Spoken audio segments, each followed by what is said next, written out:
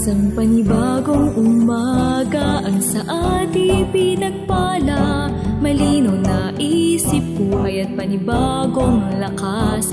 Sa maghapong paggawa hanggang sa payapang pagtulog, tanging sambit ng puso, Ama, salamat po.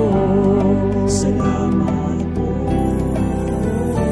Ibahagi pagpapala sa makakasalamuha, ang pagmamahal ng Diyos na sa atin ay lumikha. At sama-samang sambitin na may galak sa puso, Ama, salamat po. Pasimula ng umaga at damhin ng pagpapala, araw ay gawing payapa na Espiritong Banal ang kasama. May matibay na pag-asa, tayo ay mga pinagpala na tanging sambin ng puso, Ama, salamat po.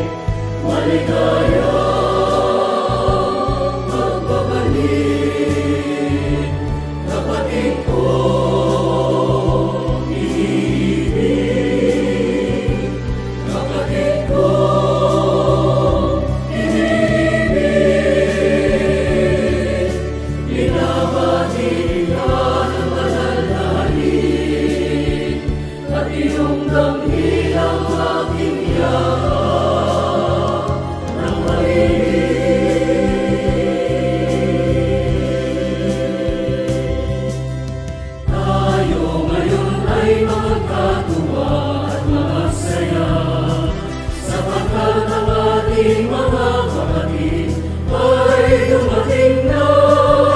Maging ang mga anghel sa langit ay nagsasaya at lubhang nalulugod ang ating Ama.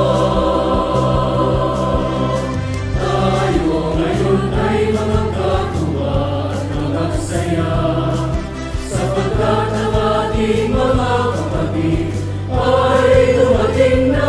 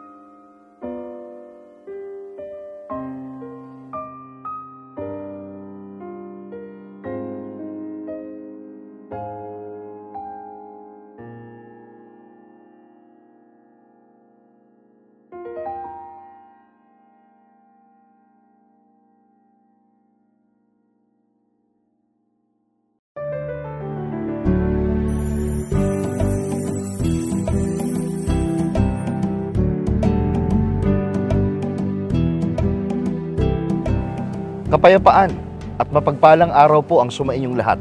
Elder Ryan Bernabe po, isa sa mga lingkod ninyo sa kabanal-banalang Iglesia ng Diyos kay Kristo Jesus. Another morning is God's way of telling us, here is one more time. Live life, make a difference, touch a heart, inspire a soul, encourage a mind. Have a blessed day. Simula ng umaga at damhin ng pagpapala, araw ay gawing payapa na Espiritong Banal ang kasama. May matibay na pag-asa, tayo ay mga pinagpala na tanging sambit ng puso. Ama, salamat po.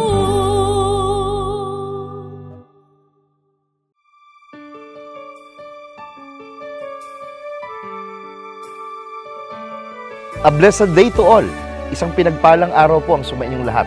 Ang daily reflection natin sa araw na ito na mula po sa aklat na Love Notes ay atin pong mababasa sa Psalms chapter 149 verse 4. Pakinggan po ninyo.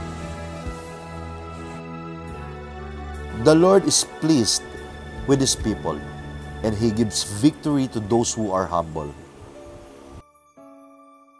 Because God loves us, He takes pleasure in giving us victory. He bestows us His blessings and fills our heart with gladness, even in time of troubles or hardships, of nakedness or famine, even persecution of death. God's love is with us to comfort us, strengthen us, and to save us. It may seem that God has left us, but in truth, He is always with us. We are sure of His love. In the end, He will clothe us with robe, dressed to receive our crown of everlasting life. Dahil mahal tayo ng Diyos, kaligayahan niya na bigyan tayo ng pagtatagumpay. Ibinibigay niya sa atin ang kanyang mga pagpapala at pinupuno ang ating mga puso ng kagalakan. Kahit po sa mga oras ng mga kaguluhan o kahirapan, kawalan o kahit sa kagutuman, kahit sa pag-uusig o kamatayan, ang pagmamahal ng Diyos ay kasama natin upang aliwin tayo, palakasin tayo at iligtas tayo. Maaaring tila iniwan tayo ng Diyos, ngunit sa katotohanan, lagi siyang nasa atin. Makaaasa tayo sa kanyang pagmamahal. Sa wakas, bibihisan niya tayo ng puting kasuotan at ating tatanggapin ang korona ng walang hanggang buhay. At sa mga karanasang ito mula sa Panginoon, masasabi na lang natin sino ako. At yan po ang diwa ng awiting ipaglilingkod ng Agape Choir.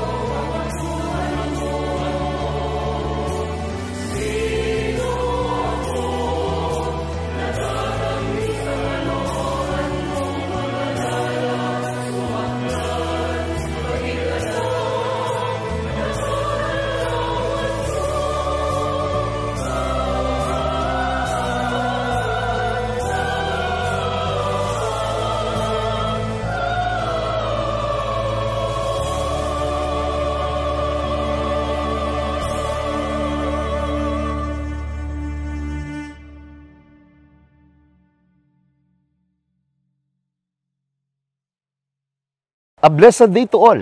Kayo po ay kasalukuyang nanonood ng programang ipinaglilingkod ng Kabanal-Banalang Iglesia ng Diyos kay Kristo Jesus.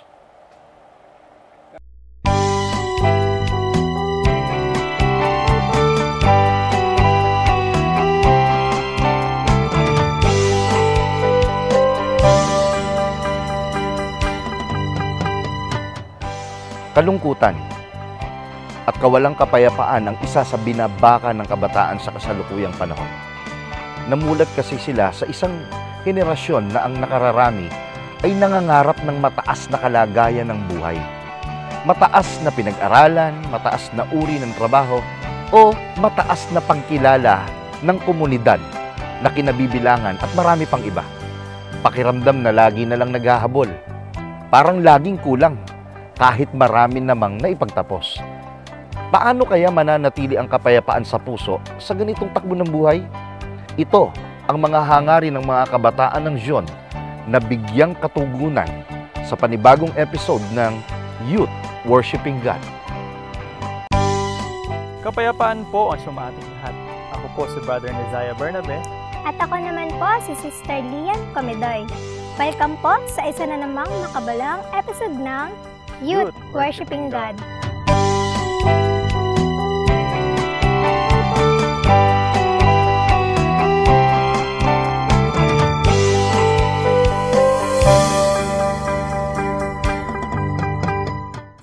Kamusta kayo mga kapwa namin kabataan?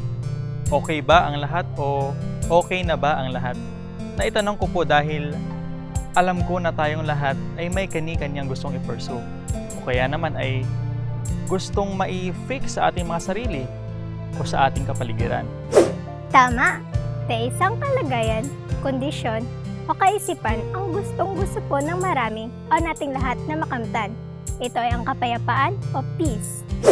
Kaya naman, ang ibabahagi namin sa inyo sa episode na ito ay pinamagatang Peace Always.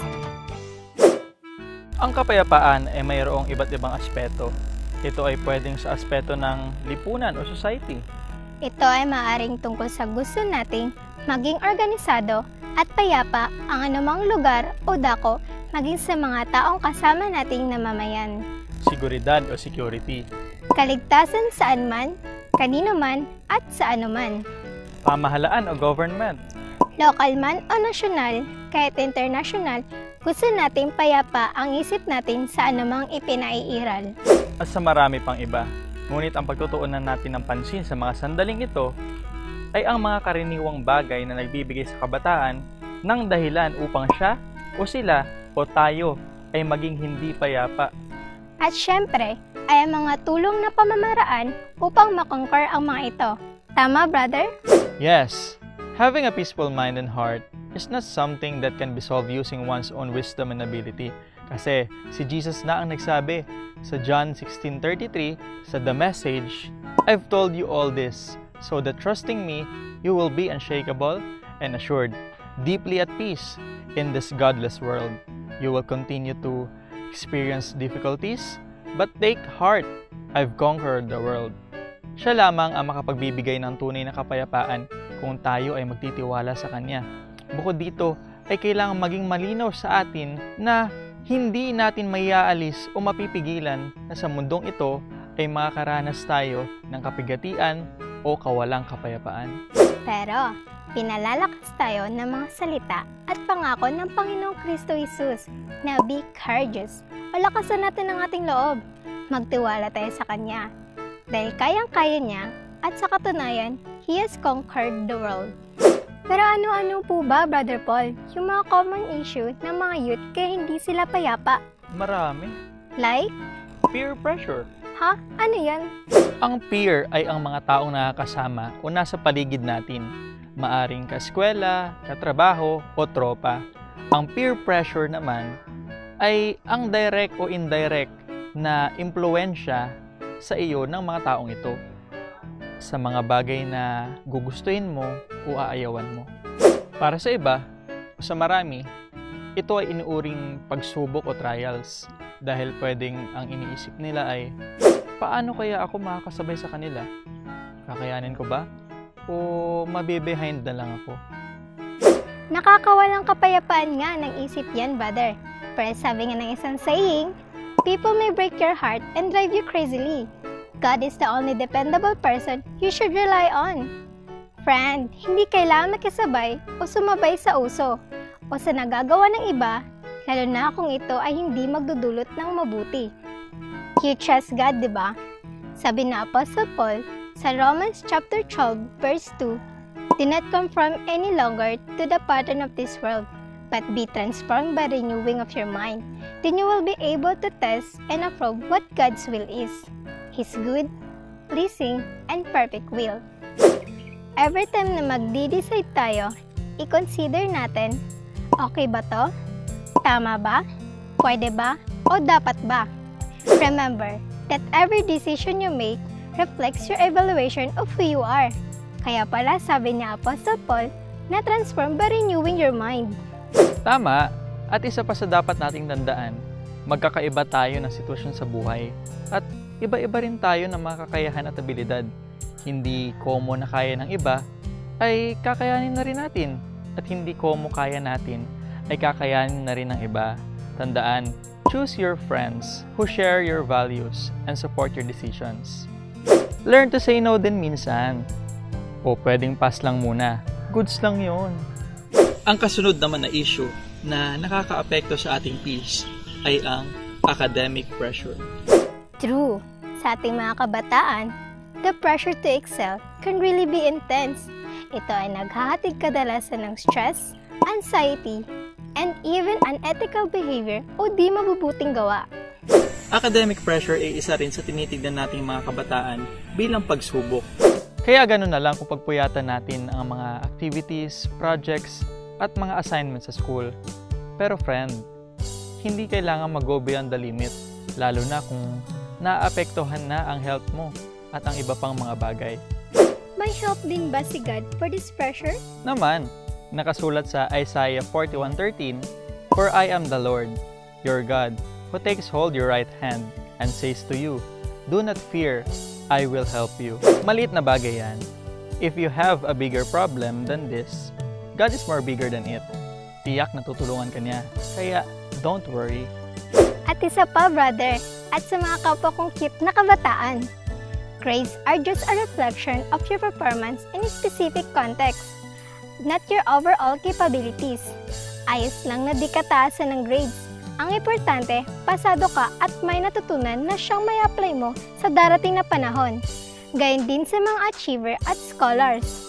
Don't forget to rest din at meditate at listen to some gospel. Huwag masyadong pagurin ng sarili, baka matsugi naman tayo ng maaga niyan. Kailangan din na mag-seek tayo ng help para mas mapadali kung ano man ang ating mga ginagawa at pinag-aaralan. Huwag matakot magtanong sa ating mga teachers, parents, at sa iba pa nating pwedeng maging source of information.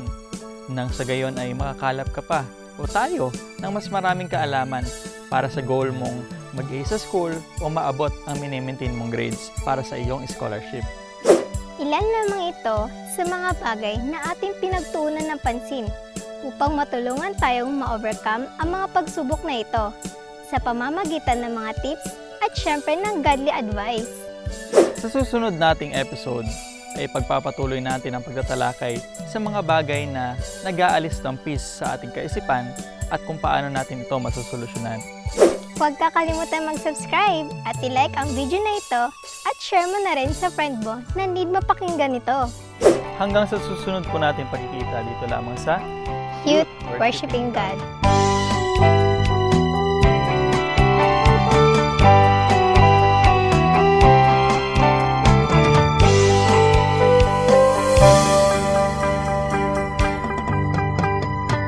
Maraming salamat po sa pagtangkilik ninyo sa ating pagtatanghal.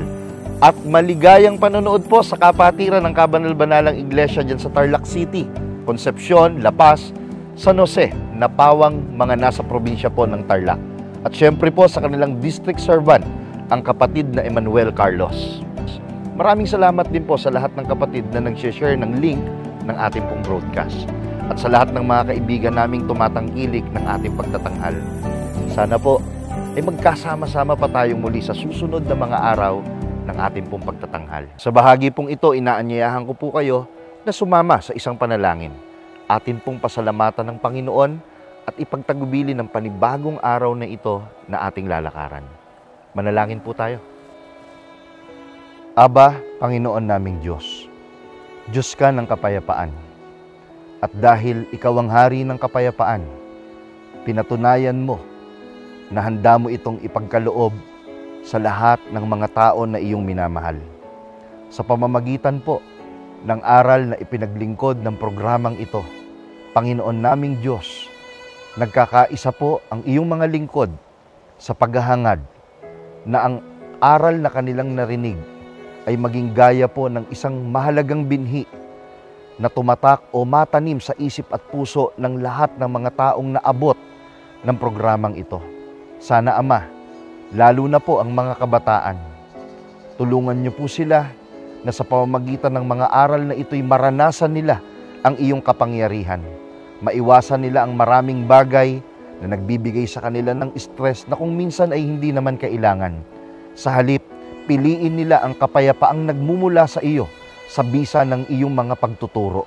Sapagkat kung meron mang kapayapaang ibigay o ialok ang mundong ito po'y panandalian lamang at agad na nawawala sa amin pong mga buhay. Piliin namin ang kapayapaang nagmumula sa iyo sapagkat ito'y tunay naming mapanghahawakan.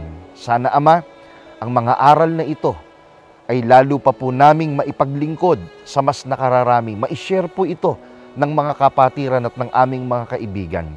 At sa mga darating pang araw ng aming pagtatanghal, ipagpala mo sa amin ang palaging kababaan ng kalooban na ang hinahangad lamang ay purihin ng lahat ng mga tao, bunga ng kapayapaang naramdaman, ang iyo pong dakilang pangalan. Maraming salamat po. Ito ang aming hinihiling sa pangalan mong Kristo Jesus na aming tagapagligtas.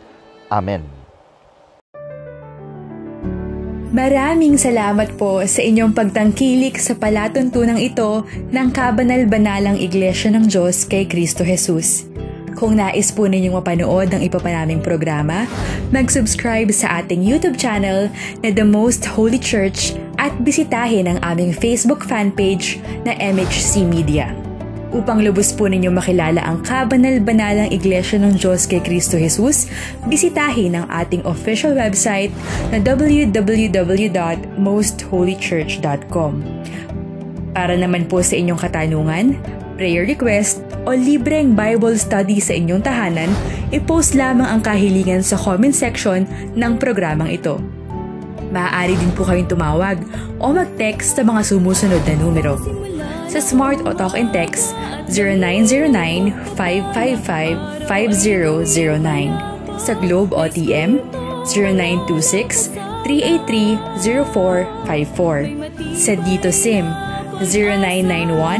0991-419-2027. At sa landline, 8255-6949 o 8553-0946. Maraming salamat po.